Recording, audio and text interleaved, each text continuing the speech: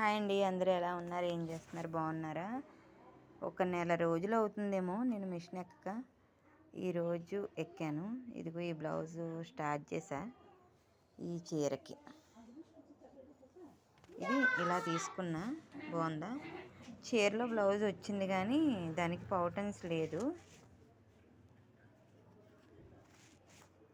ఇది బ్లౌజు ఇలా వచ్చింది. అందుకని ఏం చేశా అంటే, నేను కొంచెం లావుగా ఉంటా కదా, కొట్టి చెంగులో వచ్చింది బ్లౌజ్, అందుకని తీయలేదు.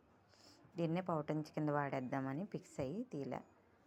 క్రేప్ తీసుకున్నా. క్రేప్ క్లాత్ తీసుకుని దానికి లైనింగ్ వేసి కుడుతున్నా. ఎందుకు అంటే 2x2 తీసుకుంటే సరిపోతుంది, నార్మల్గా యూజ్ చేయొచ్చు అనుకుంటాం. కానీ చీర కట్టిన రోజులు 2x2 బ్లౌజ్ అయితే ఉండదు, కలర్ షేడ్ అయిపోద్ది. అదే క్రేపు నా సజెషన్.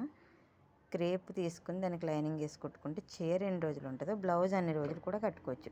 దానికి చీరలోది పాలిస్టర్ క్లాత్ తీసుకున్నా. ఒక 1 మీటర్ తెచ్చా, పైపింగ్ చేసి డోరీ పెట్టుకోవచ్చని.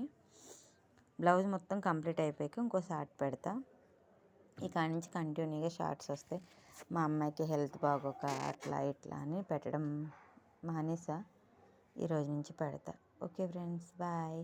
ఇంకో విషయం ఏంటంటే, నాకు దేవుడిచ్చిన తమ్ముళ్ళు ఉన్నారు. ఒక ఎనీ టైం దేవుడు ప్రతి సమయాన్ని వచ్చి హెల్ప్ చేయలేరు కదా, వాళ్ళని నాకు ఎవరైతే గాడ్ గిఫ్ట్గా ఇచ్చారో వాళ్ళందరినీ ఒక్కొక్కరిగా మీకు చూపిస్తా. ఎంతమంది చూడాలనుకుంటున్నారో కామెంట్ చేసేయండి. బాయ్.